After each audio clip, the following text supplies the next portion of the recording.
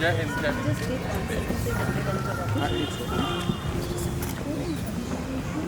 प्रतिभा ही गाने बंद कर दो जल्दी से। जय श्रीमान। वेट फॉर अ सेकंड बच्चे। हाँ जी बंद हो। चलिए बच्चे।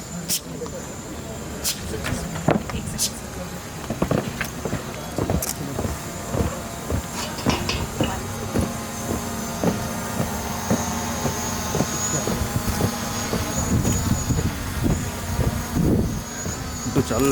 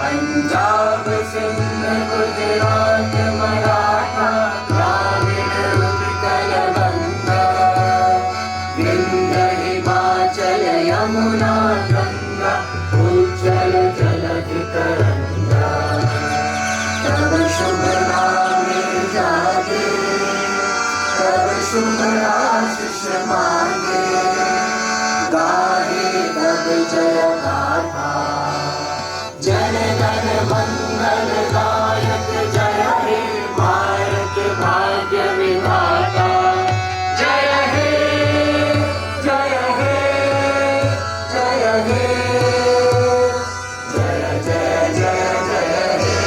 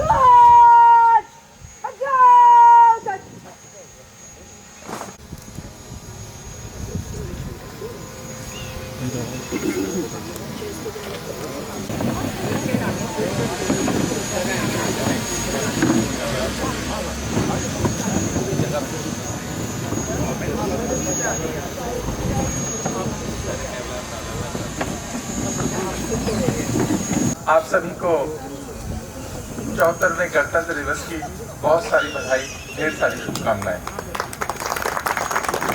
हम सबके लिए बहुत खुशी, स्वाभिमान और भारत की आज़ादी के 75 वर्ष पूरे हुए, उसके लिए भी आपको बहुत सारी बधाई, ढेर सारी शुभकामनाएं। तीसरी एक और बात कि दिल्ली विश्वविद्यालय भी 100 वर्ष का हुआ और हम शताब्दी वर्ष में हैं, इसके लिए भी बहुत बधाई, बहुत सारी शुभकामनाएं।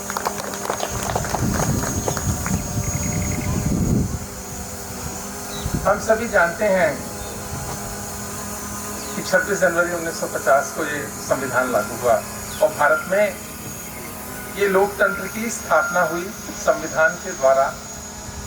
कह सकते हैं कि आधुनिक रूप में एक लोकतंत्र की स्थापना हुई। ऐसा नहीं है कि ये लोकतंत्र भारत में पहली बार आया, लेकिन इस संविधान के द्वारा आधुनिक भारत में 26 जनवरी 1950 को लागू हुआ। भारत तो बहुत पुरानी सभ्यता है, ऐसा मानते हैं कि कम से कम 5000 साल की है, वैसे उससे भी ज्यादा पुरानी सभ्यता है ये। तो इस धरती पे न जाने कितने एक्सपेरिमेंट हुए होंगे। जब हम डेमोक्रेसी की बात करते हैं तो इस धरती ने तो डेमोक्रेसी भी देखी, और भी जितने भी गवर्नेंस के एक्सपेरिमेंट हो सकते हैं वो हुए ही होंगे, ऐसा सब मानते हैं और सही भी है, क्योंकि ये कालखंड और बहुत पुरानी सभ्यता की धरती है ये, जिसको भारत की सभ्यता बोलते हैं। तो हमने तो यहाँ राजतंत्र भी देखा, हमने यहाँ पे डिफरेंट फॉर्म ऑफ डेमोक्रेसी भी देखी, एक्सपेरिमेंट करी, ऑटोक्रेसी भी देखी, रिपब्लिकनिज्म भी देखा, और बहुत सारे समय में छोटे छोटे एरिया में, अलग अलग एरिया में एनार्की भी देखी देश ने, कि जहां कोई व्यवस्था ही नहीं थी फिर भी चल रहा था, अव्यवस्थित भी रहा। तो यानी जो आप सोच सकते हैं सब तरह के यहाँ एक्सपेरिमेंट हुए, और उन्हीं अनुभवों के आधार पे आज एक व्यवस्थित संविधान जो हमको 26 जनवरी 1950 को बनाया गया, और आज 74 वर्ष हो गए हमारे संविधान को, उसने अपने तरीके से भारत के लिए रिजल्ट दिए।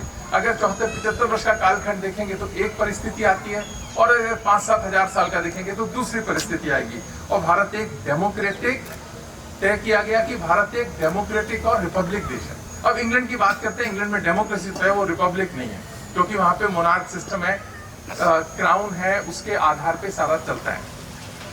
तो अलग अलग फॉर्म ऑफ डेमोक्रेसी आज भी संसार में चलती हैं।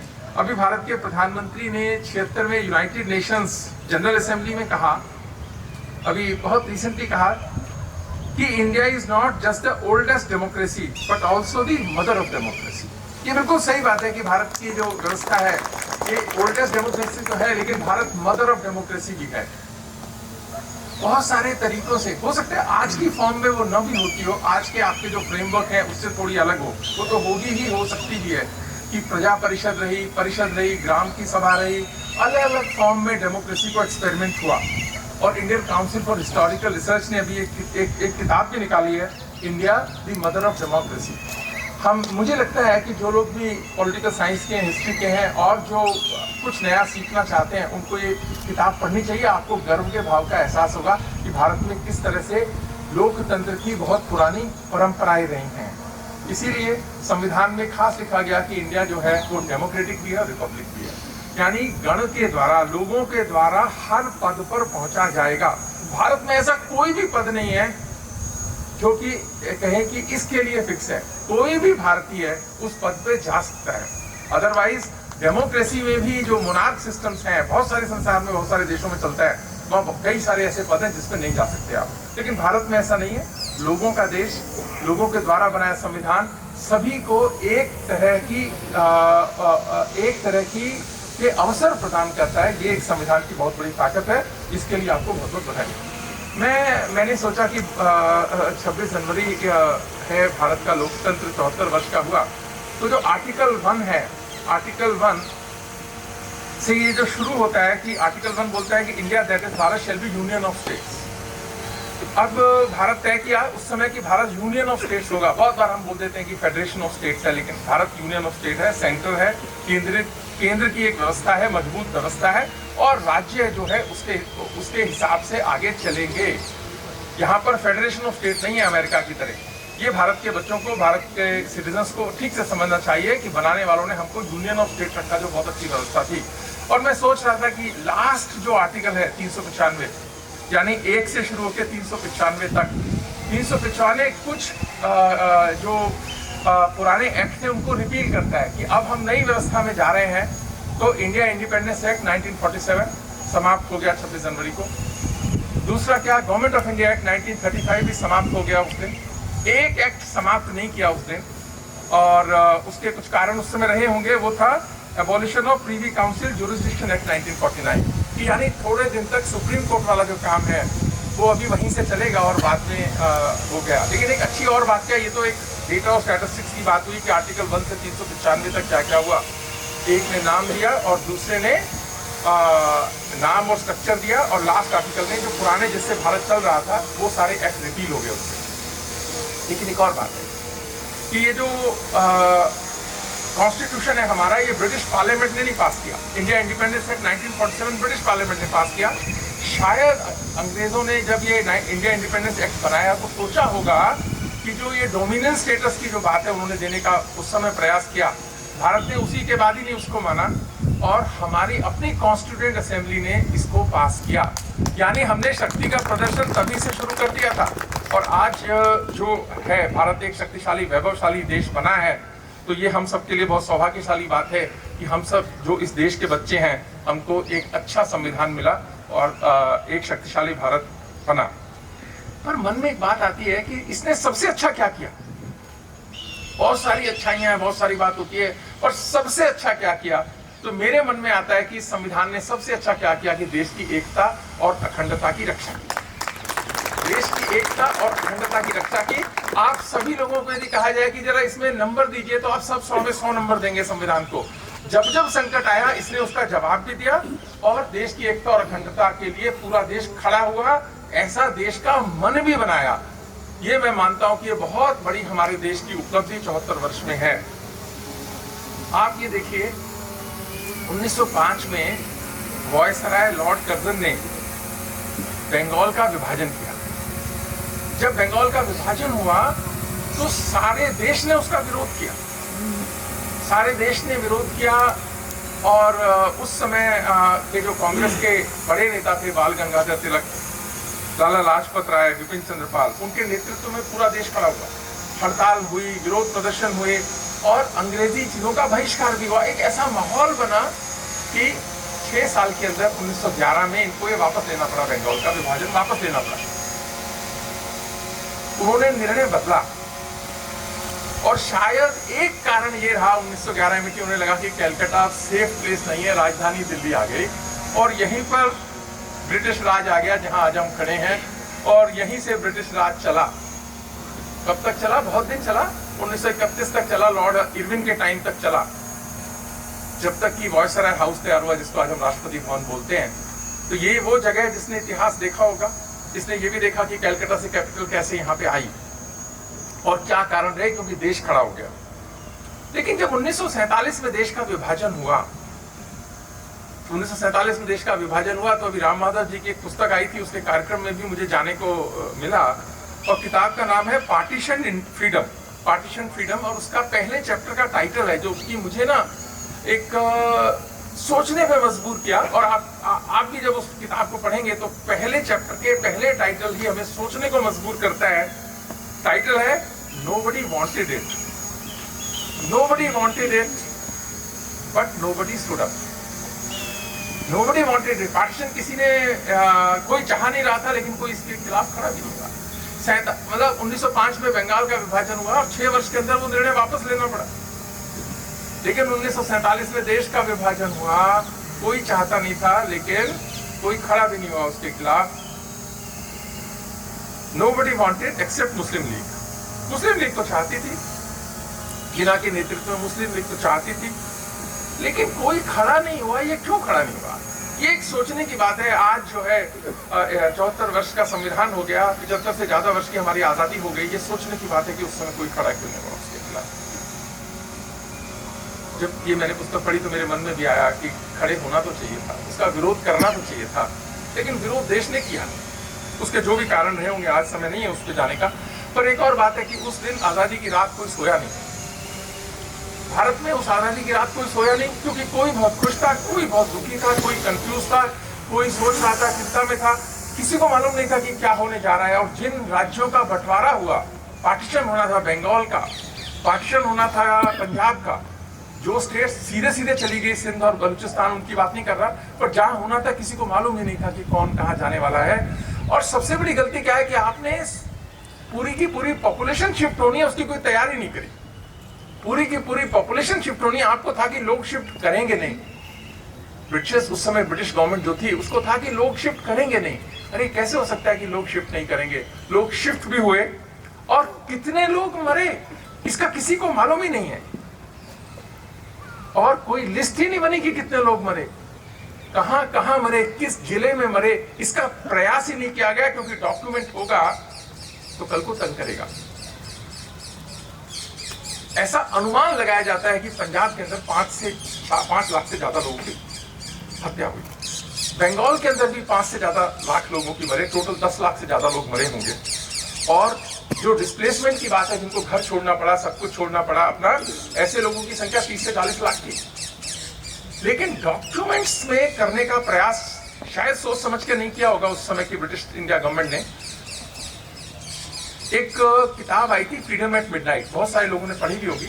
उसमें लॉर्ड माउंटबेटन जो लास्ट वॉइस रहे थे, वो एक इंटरव्यू देते हैं, और वो कहते हैं उस इंटरव्यू में, जब वो राइटर उनसे पूछता है कि आपको किसी चीज का मलाल है क्या, तो उन्होंने कहा कि ब्रिटेन ने ना मेरे एफर्ट को, मेरी उपलब्धियों को सराहा नहीं। Britain did not recognise my contribution and did not appreciate my work. उन्होंने मुझे सराहा नहीं। मैंने ब्रिटेन को ब्रिटिश इंडिया से बाहर निकाला। आपने देखा अफगानिस्तान से अमेरिका कैसे निकला बेइज्जत होकर। लेकिन कहता है मैंने ब्रिटेन को ब्रिटिश इंडिया से बाहर निकाला, पार्टीशन करा के निकाला, और एक भी ब्रिटिश ब्लड की बूंद नहीं गिरी, यानी एक भी ब्रिटिश व्यक्ति की हत्या नहीं हुई उस प्रोसेस में, कोई मरा नहीं। सबको सेफ करके मैंने बाहर निकाला। मेरे एफर्ट को रिकॉग्नाइज नहीं किया ब्रिटेन ने। पर मैं सोचता हूं लॉर्ड माउंटबेटन साहब, आपको 10 लाख लोगों की हत्या का कोई ध्यान नहीं आया? 30-40 लाख लोगों को घर छोड़ना पड़ा, उसके कसूरवार आप अपने आप को नहीं मानते हैं? कैसी सोच है ये, कैसी खतरनाक सोच है ये, जिन लोगों ने राज किया कि उनको 10 लाख लोगों को, उनको ब्रिटिश ब्लड और इंडियन ब्लड के अंतर करते हैं। व्यक्ति के, प्रजा के खून में भेद करने वाली जो कोई भी शासन पद्धति होती है, वो कितनी अजीब, कितनी गलत होती है, ये इसका एक प्रमाण है जो हमको आज समझने की आवश्यकता है, ताकि कल ऐसा ना हो जाए। आज तो हम कुछ नहीं कर सकते, जो हो गया सो हो गया, लेकिन कल ऐसा ना हो, इसके लिए भारत का मन मजबूत करने की एक आवश्यकता है। और ये जो इंडिया इंडिपेंडेंस एक्ट 1947 आया, ये 15 जुलाई 1947 को लागू हुआ। बहुत लंबी बहस हुई इसमें, बहुत बहस हुई। विंस्टन चर्चिल, जो कि सेकेंड वर्ल्ड वॉर के समय में प्रधानमंत्री थे, ब्रिटेन के प्रधानमंत्री थे, चुनाव हुआ और वो हार गए। तो उस समय लीडर ऑफ अपोजिशन थे जब ये इंडिया इंडिपेंडेंस बिल पार्लियामेंट में आया, और उस समय के प्रधानमंत्री थे क्लीमेंट एटली प्रधानमंत्री थे। और आप सब जानते हैं कि विंस्टन चर्चिल इसके बड़े विरोधी थे कि भारत को स्वाधीनता दी जाए, और अगर वो चुनकर आगे होते तो शायद ये डिले भी होता, ऐसा माना जाता है। तो उन्होंने क्या कहा जब वो बोल रहे थे, इसमें मैं उनको कोट कर रहा हूं। उन्होंने कहा, mister Clement Attlee, honourable prime minister of Britain, Indians are incapable of ruling themselves. Power will go into hands of rascals, rogues and freebooters. The blood of these hungry millions will be on your hand. Please don't do this. देखिए Mountbatten की सोच देखिए, और उसके बाद उनके प्रधानमंत्री, forward prime minister की भी तो सोच तो देखिए ना। वो क्या बोलता है कि हम अपना शासन नहीं चला सकते, हम रास्कल्स हैं, रोग्स हैं, फ्रीबूटर्स हैं। पर आज चर्चिल साहब, अगर आप ऊपर होंगे, माउंटबेटन साहब आप ऊपर होंगे, हमने आपको दोनों को, भारत के बच्चों ने गलत साबित किया। भारत सबसे सशक्त लोकतंत्र है इस समय, विश्व का सबसे ताकतवर लोकतंत्र है, और भारत में जो लोकतंत्र की और संविधान के प्रति लोगों की जो आस्था है वो अक्षुण्ण है। कभी उसको लेकर सवाल देश में नहीं हुआ है। तो आपको हमने 100% गलत साबित कर दिया। मैं समझता हूँ ब्रिटिश इंडिया से जो हम बने, इंडिया बना, भारत बना, बहुत सारी चीजें छूटी होंगी। तो आज जो है ये जो मानसिकता है, इसको भी त्यागने की जरूरत है। अब एक और बात है, एक व्यक्ति जिसका मैंने जिक्र किया, जिना का, उनका क्या रोल था सारे मामले में? आप देखिए कि दोनों की मैंने सोच तो बताई, अब उस सोच ने किया क्या? उसने सोच ने किया क्या? आपको ध्यान होगा कि 1937 में इलेक्शंस हुए थे, प्रोविंशियल इलेक्शंस हुए थे, प्रांतों में इलेक्शन हुए, और मैं नहीं जानता कि हम में से कितने लोग इस बात को जानते हैं कि उस समय जब चुनाव हुए, और मुस्लिम कॉन्स्टिट्यूएंसीज की बात कर रहा हूं, मैं सारी कॉन्स्टिट्यूएंसीज की बात नहीं कर रहा, मुस्लिम लीग सारी सीटों पर हारी, सारी सीटों पर हारी, और उसको केवल 4.8% वोट मिले। एक पार्टी जिसको 4.8% मुस्लिम समाज के वोट मिले, उसके नेता को आपने बड़ा नेता बना दिया और उसके साथ नेगोशिएशंस करनी शुरू करें, क्योंकि वो आपको सूट करता था, वो आपको सूट करता था। अदरवाइज जो पंजाब के अंदर जीती वो थी यूनियनिस्ट पार्टी इन पंजाब, जो मुस्लिम सीटें सारी जीत के आई थी। दूसरी पार्टी थी कृषक प्रजा पार्टी बंगाल के अंदर, जो सारी सीटें जीत कर आई थी। अगर मुस्लिम समाज के कोई रिप्रेजेंटेटिव उस समय थे भी, तो ये दो पॉलिटिकल पार्टी थी जिसको सारी प्रोसेस से अलग रखा गया। आप ऐसा चाहते ही थे ना, इसका मतलब करना कि जो व्यक्ति चुनाव नहीं जीता, रिप्रेजेंटेटिव नहीं था उस समाज का, आपने उसको इतना बड़ा बना दिया और उसके साथ सारा नेगोशिएशन किया। कितनी बड़ी हिस्टोरिक भूल है। पॉलिटिकल साइंटिस्ट, हिस्ट्री के लोगों को सोचना समझना चाहिए इसके। और इसी कारण से मैं समझता हूं कि संविधान ने, लेकिन अब तो क्या है, अपनी व्यवस्था है कि संविधान ने देश को एक रखा है, हर संकट का मुकाबला किया है। आज 2023 में ऐसा कोई संकट नहीं है। आज यदि संकट आता है तो 131 करोड़ लोग इकट्ठे खड़े हो जाएंगे उसके लिए।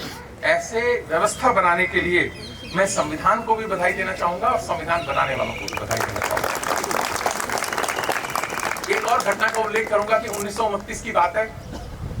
लॉर्ड इरविन, जो इस बिल्डिंग में रहने वाले लास्ट वॉइसर आए थे, लॉर्ड इरविन, और उन्होंने 1929 में एक घोषणा करी, इसको इरविन डिक्लेरेशन के नाम से माना जाता है। शायद यहीं से करी होगी, यहां से नहीं की होगी तो उस जगह से करी होगी। वो ये ऐतिहासिक जगह है, यहां से वो इरविन डिक्लेरेशन हुआ 1929 के अंदर। उन्होंने क्या कहा कि भारत को डोमिनियन स्टेटस भविष्य में दिया जाएगा, भारत को डोमिनियन स्टेटस भविष्य में दिया जाएगा। इसको बड़ा फेमस इरविन डिक्लेरेशन है, मैं एग्जैक्ट कोट नहीं कर रहा हूं आज उसको।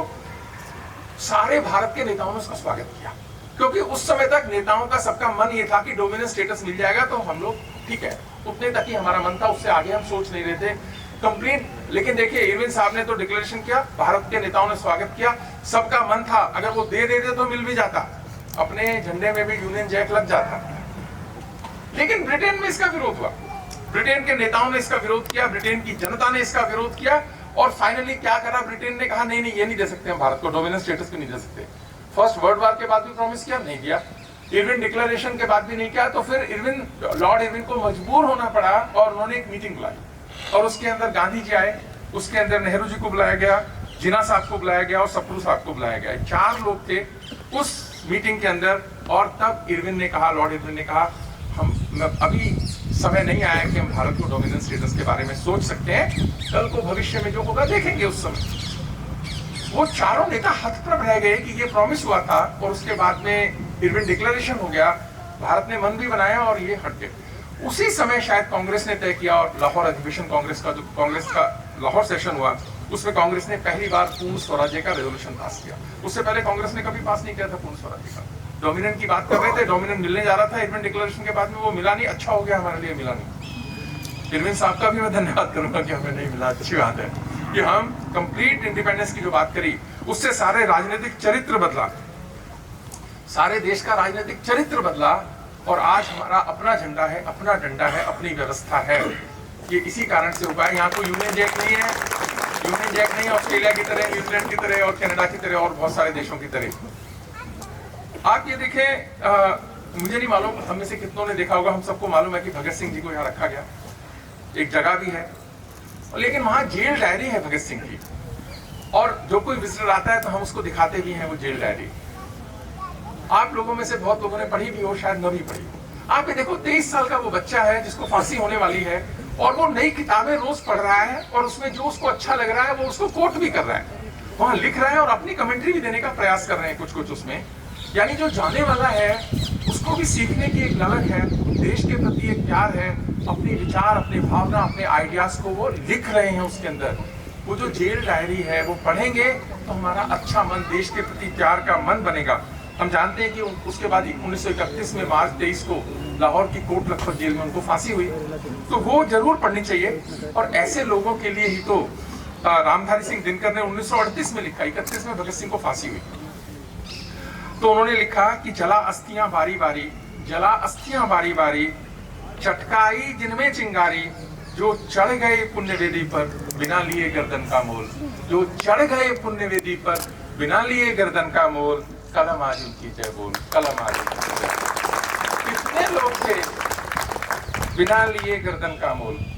और अब अभी भारत के प्रधानमंत्री ने पिछली बार लाल किले से कहा कि please shed colonial past and take pride in our roots, कि अब हमें गुलामी की मानसिकता से देश को बाहर लाने की आवश्यकता है और जो जो गुलामी के चिन्ह हैं उनको मिटाने की भी आवश्यकता है। अगले 25 वर्ष के लिए उन्होंने जो प्रण लिए, तो गुलामी की मानसिकता से हम बाहर आए। भारत का संविधान भी हमसे ये अपेक्षा रखता है। एक हरिओम पंवार साहब की कविता है संविधान पे, मैं उसकी कुछ लाइनें कोट करूंगा। उन्होंने संविधान नाम से ही उन्होंने एक कविता लिखी, अच्छे बड़े कवि हैं हिंदी के, कि संविधान अगर बोल रहा है तो क्या बोल रहा होगा संविधान। तो उसकी कुछ लाइनें मैं आपको कोट करता हूँ। संविधान कह रहा है कि मैं शक्ति का अमर गर्व हूँ, मैं शक्ति का अमर गर्व हूँ, आजादी का विजय पर्व हूँ, पहले राष्ट्रपति का गुण हूँ, पहले राष्ट्रपति का गुण हूँ, बाबा भीमराव का मन हूँ, मैं बलिदानों का चंदन हूँ, कर्तव्यों का अभिनंदन हूँ, लोकतंत्र का उद्बोधन हूँ, अधिकारों का संबोधन हूँ, मेरे वादे समता के हैं, मेरे वादे समता के हैं, दीन दुखी से ममता के हैं, कोई भूखा नहीं रहेगा, कोई आंसू नहीं बहेगा, मेरा मन क्रंदन करता है जब कोई भूखा मरता है। हमारे भारत में आजादी के बाद ही काला हांडी हुआ। बंगाल के फैमिन की मैं बात नहीं कर रहा, लेकिन आजादी के बाद काला हांडी हुआ। यानी संविधान को कितना दुख हुआ होगा कि देश में कोई भूख से मरे। और मैं समझता हूं जब संविधान वालों ने लिखा तो आर्टिकल 47 की व्यवस्था करी। आर्टिकल 47 में कहा कि किसी भी सरकार का, जो भारत की सरकार है, उसका कर्तव्य होगा कि देश में कोई भूखा न मरे। उसका कर्तव्य है, उसकी प्रायोरिटी होनी चाहिए कि लोगों का जीवन स्तर उठाने पे काम करें, आहारों की पौष्टिकता में वृद्धि करने का काम करें, प्राथमिक स्वास्थ्य में सुधार लाने के जैसे कार्यों को प्राथमिकता के आधार पर कार्य करें। और एक और बात में भारत की सरकार को कि उन्होंने बहुत बड़ा स्टेप उठाया कि खाद्य सुरक्षा योजना के तहत देश के 81.35 करोड़ लोगों को फ्री खाद्यान्न उपलब्ध कराने का फैसला किया। ये छोटा फैसला नहीं है, जिससे भारत की सरकार ने आजादी के इतने वर्ष के बाद इंश्योर किया कि भारत में कोई भूखा नहीं सोएगा, भारत में कोई भूखा मरेगा नहीं, कोई सोएगा नहीं। कई लोग मुझसे आके बात करते हैं, देखो जी कमाल कर दिया इन्होंने, इसकी क्या आवश्यकता थी। लोग क्या है, खाद्यान्न लेते हैं, गेहूं चावल लेते हैं, बेच देते हैं।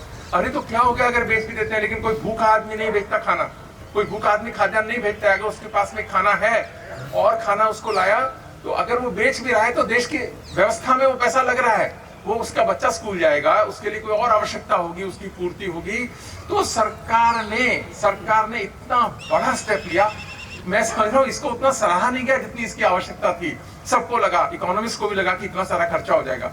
अरे खर्चा होगा, आजादी मिली किस लिए है कि देश में कोई भूखा न रोए, भूखा न सोए, उसकी व्यवस्था करी। तो एक लेवल 1 सरकार ने अचीव किया।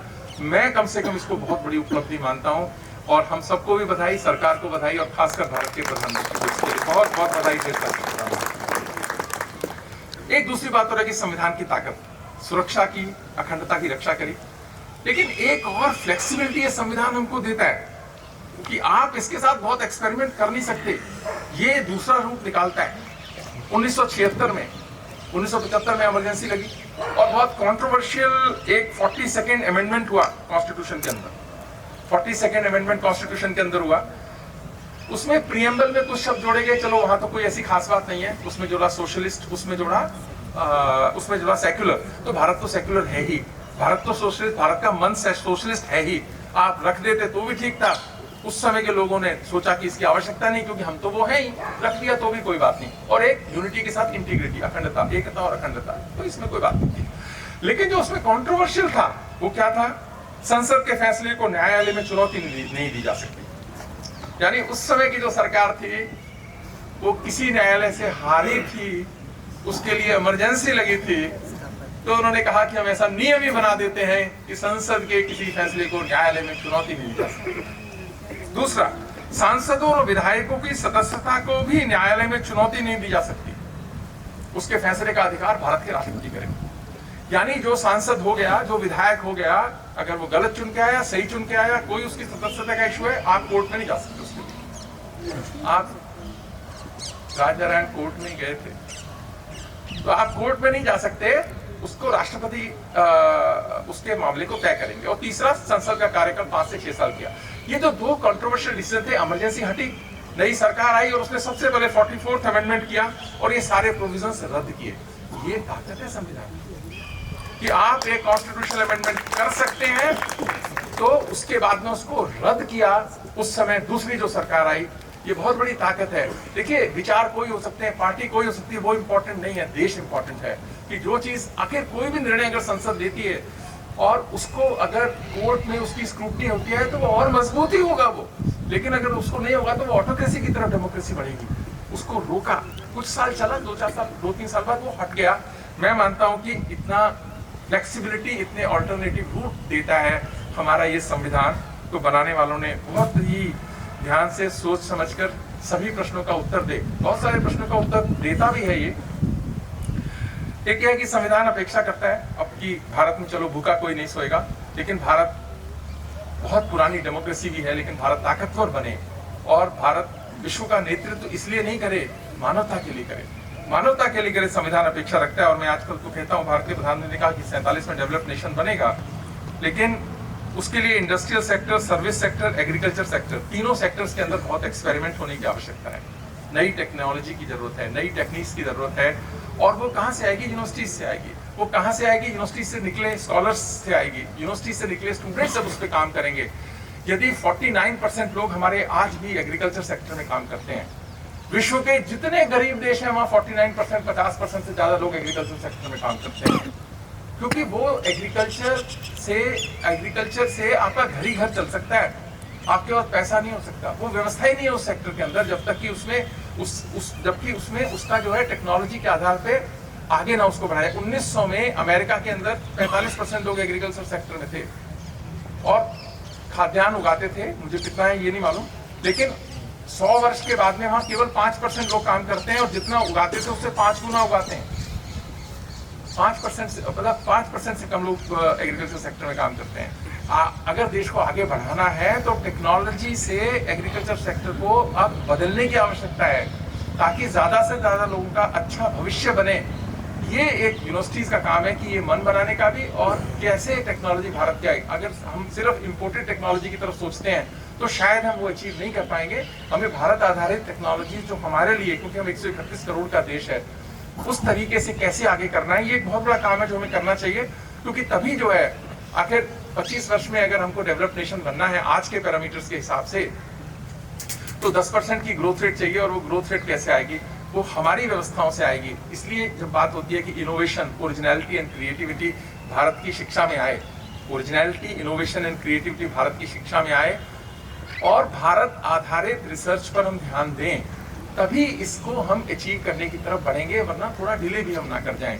तो देखिए, राजनीतिक रूप से तो अपनी जगह वो काम कर ही रहे हैं, लेकिन शिक्षा जगत को भी अपनी जिम्मेदारी समझते हुए इस दिशा में काम करने की चाहिए। एक राष्ट्रीय शिक्षा नीति इस बारे में कहती भी है, क्योंकि इसीलिए कोई भी ऐसी चीज हम न करें जो ग्रोथ को कॉम्प्रोमाइज करती हो।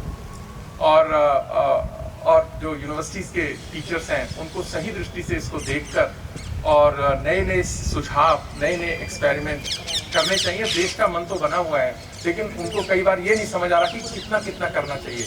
वो हम अगर अपनी अपनी जिम्मेदारी समझेंगे तो 26 जनवरी की हमारी भी अपनी सार्थकता होगी, और शायद ये गणतंत्र दिवस जो गण का तंत्र है, लोगों की व्यवस्था है, वो हमसे ये अपेक्षा भी रखता है कि हम जो है इस तरीके से करें। एक चीज जो मैं अंतिम बात कह के खत्म करूंगा कि संविधान ने ये नहीं सोचा था कि देश प्रेम की कभी कमी पड़ेगी देश में, इसलिए उस पर कोई आर्टिकल नहीं लिखा। पहले आर्टिकल से लेकर 395 में उसकी व्यवस्था उन्होंने नहीं करी, क्योंकि वो तो देश प्रेम से भरे हुए लोग थे। उन्होंने सोचा नहीं था कभी कि 75 वर्ष की आजादी के बाद कितनी अपनी चिंता करने वाले बढ़ जाएंगे, देश की चिंता करने वाले कम हो जाएंगे। उन्होंने शायद उस समय कभी सोचा नहीं था, पर मैं समझता हूँ कि हमको सोचना चाहिए कि देश प्रेम कैसे बढ़े, और उसकी जगह केवल विश्वविद्यालय और शिक्षा का तंत्र है कि अपने देश से प्यार करने वाले बच्चे हम तैयार करें, ताकि जब वो समाज में जाएं और देश के लिए काम करें। आप में कमी है, अपनी सोच को बदलिए, विचार को बदलिए, क्योंकि ये राष्ट्र अपनों से बहुत ही ज्यादा चला गया है। आगे ऐसा ना हो, ये शिक्षा व्यवस्था करे, ये शिक्षा से जुड़े लोगों से भी अपेक्षा है। इसी कारण से प्राध्यापकों को अपने मन को देश के हित में काम करने की आवश्यकता है। आप करते भी हैं, मैं ऐसा नहीं कह रहा, लेकिन और आवश्यकता है। 25 साल का जो कालखंड है वो बहुत इंपॉर्टेंट है। अगर हमको वो टारगेट अचीव करना है जो देश ने सेट किया अपने लिए, तो हमको देश प्रेम की बहुत आवश्यकता है। और उसको बढ़ाने का काम केवल 15 अगस्त और 26 जनवरी ना करें, हर दिन करें, हर मन करे, तभी इसकी सार्थकता होगी। आप सबको फिर से ढेर सारी बधाई, ढेर सारी शुभकामनाएं।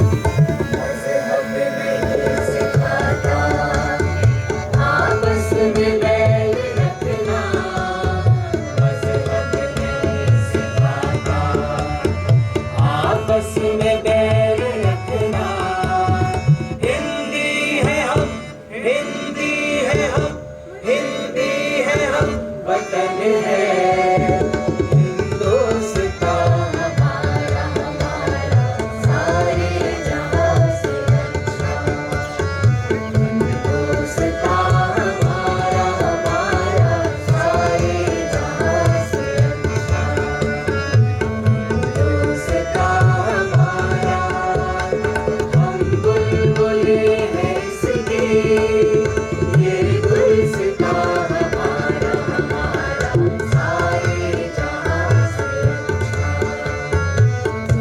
गुलसितान हमारा हमारा सारे जहां से अच्छा सारे जहां से अच्छा हिंदुस्तान हमारा सारे जहां से अच्छा हिंदुस्तान हमारा पामा पामा पने पा पामा पामा सा पामा पामा पने पा पामा पामा सा सा गा गा गा मा मा मा पा पा पने नि सा गा रे नि सा पा पा नि सा गा रे नि सा पा सा नि दा पा सा नि दा पा मा गा मा गा रे नि सा हम भारतवासी लिखते हैं आज नया इतिहास हम भारतवासी लिखते हैं आज नया इतिहास सच शामिला धरती अपनी निर्मल नीला आकाश सच शामिला धरती अपनी निर्मल नीला आकाश हम भारतवासी लिखते हैं आज नया इतिहास हम भारतवासी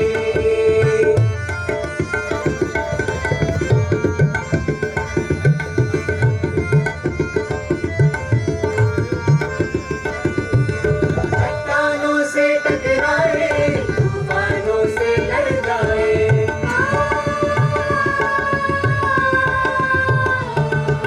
चट्टानों से टकराए तूफानों से लड़ जाए राह बनाए अंधियारे में हम मशाल बन जाए राह बनाए अंधियारे में हम मशाल बन जाए सागर को हमने बांधा है साक्षी है इतिहास सच शामिला धरती अपनी निर्मल नीला आकाश सच शामिला धरती अपनी निर्मल नीला आकाश हम भारतवासी लिखते हैं आज नया इतिहास हम भारतवासी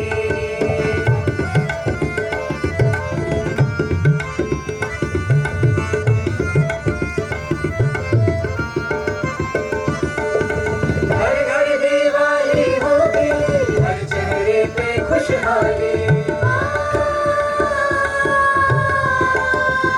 घर घर दिवाली होगी हर चेहरे पे खुशहाली कभी न पड़ने देंगे इस पर की छाया काली कभी न पड़ने देंगे इस पर की छाया काली बहुजन हिताय बहुजन सुखाय यही अटल विश्वास सच शामिला धरती अपनी निर्मल नीला आकाश सच शामिला धरती अपनी निर्मल नीला आकाश हम भारतवासी लिखते हैं आज नया इतिहास सच शामिला धरती अपनी निर्मल नीला आकाश सच शामिला धरती अपनी निर्मल नीला आकाश हम भारतवासी लिखते हैं आज नया इतिहास हम भारतवासी हम भारतवासी